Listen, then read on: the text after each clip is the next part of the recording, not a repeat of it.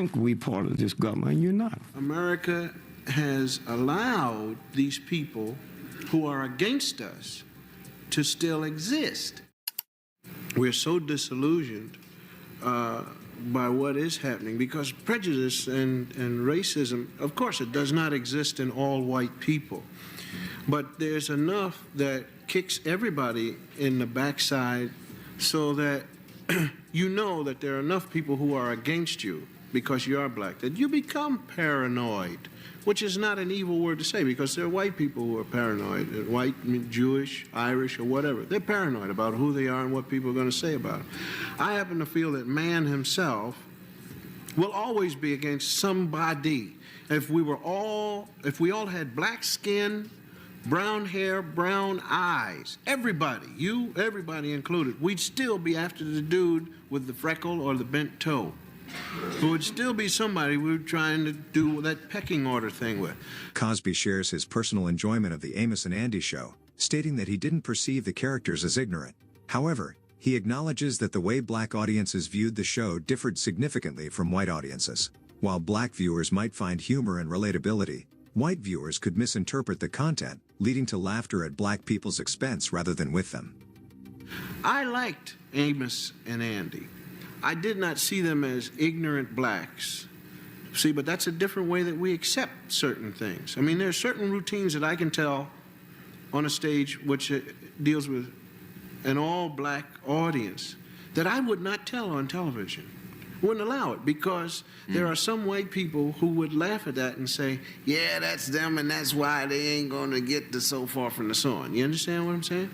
So Amos and Andy had to be taken off, although I enjoyed it. Despite his personal appreciation for Amos and Andy, Cosby explains that the show had to be taken off the air. The primary reason was the concern that white audiences were laughing at black people, reinforcing harmful stereotypes. The decision to cancel the show was a step towards demanding better representation and respect for black individuals in media.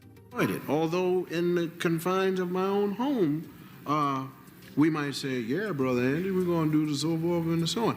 But we don't want the white people laughing at us, because so far, you know, it's just, America has allowed these people who are against us to still exist, you see.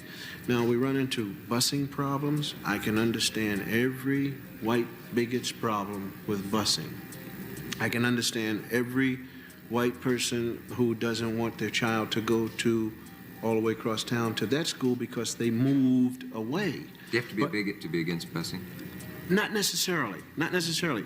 But my next step is this. There are enough bigots who use the genuine cat. Cosby discusses the complexities of racism in the context of education, particularly the busing policies aimed at desegregation.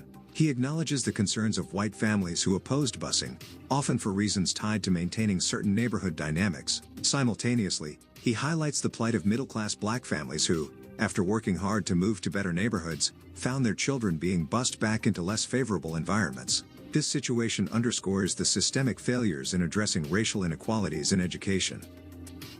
And we have black people who have bothered to run and hustle and save and move away and get away from the rats in the project and the plaster falling and so forth and so on, which is every man's right to do, to move out of there. And they too are affected by this busing thing, because you may have some middle-class black kids who are now being bused back to where the dude moved out of. You understand?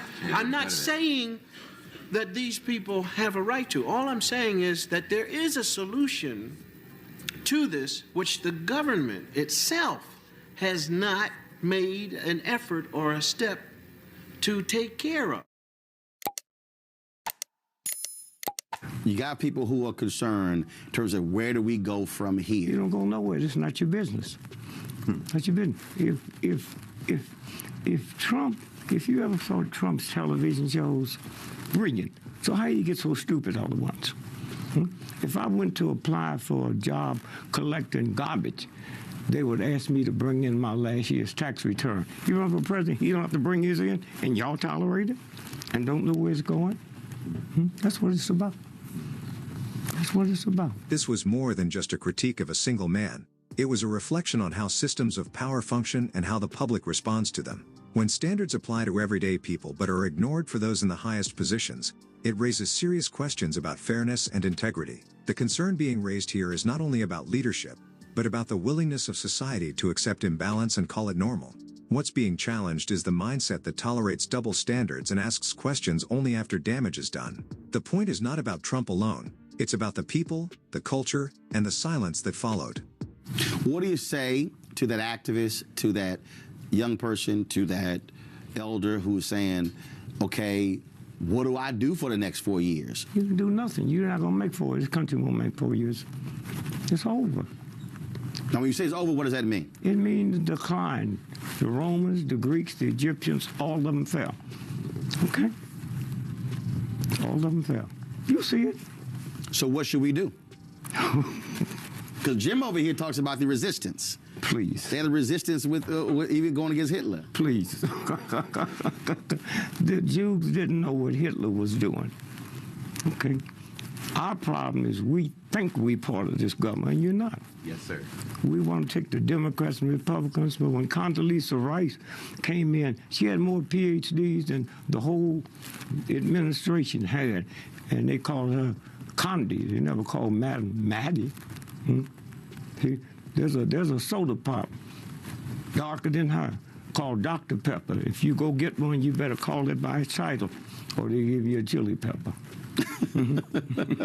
That's what it's about. There's a larger picture being drawn here, one that goes beyond elections or political parties. The warning wasn't just about the next 4 years, but about the direction of an entire nation. The references to fallen empires weren't dramatic for the sake of it. They were meant to show that no country is invincible when it stops listening to truth and starts ignoring the signs. This is a challenge to recognize patterns, not personalities. When someone tells you exactly what they plan to do and then does it, denial becomes a form of comfort. What's being questioned is whether people truly heard the message, or if they simply chose not to take it seriously. You look at the people who he's already putting on his transition team, and it's amazing to me watching mainstream media lose their mind. Oh my goodness, and I'm sitting there going, he made it clear what he said during the campaign, what he was going to do. Why y'all acting shocked now? Yeah, but my mother was the same way. She went to the doctor and she said, if you find cancer, don't tell me. That's what white Americans do. If you find it, don't tell me. They didn't just get like that all at once. You got high school students marching, huh? The question need to be asked, how y'all leave school with no permit, huh? Because if you had a child on one of those marches and they got killed by a car, the school got to pay you. That's not the easy thing to do, but they did, huh? Marched by the White House, and nobody saying anything. Principal told them to go out and demonstrate in the playground.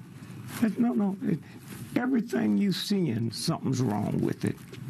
Okay, something's wrong with it. Sometimes the most dangerous changes are the ones that feel harmless on the surface. When things that were once restricted suddenly become allowed without explanation, it can create confusion disguised as freedom. There's a suggestion here that even movements and protests, when not grounded in structure, can be used or misused by larger systems. What seems like progress may sometimes be permission with hidden consequences. It's a call to pay attention, to stay alert, and to question not just what is happening, but why it's being allowed to happen so easily. And if something doesn't feel right, maybe it isn't. Dick Gregory is no longer with us, but his words remain. Do you think his warning about Trump and Black America has come to pass? Was he right, or was he wrong? Let me know what you think in the comments.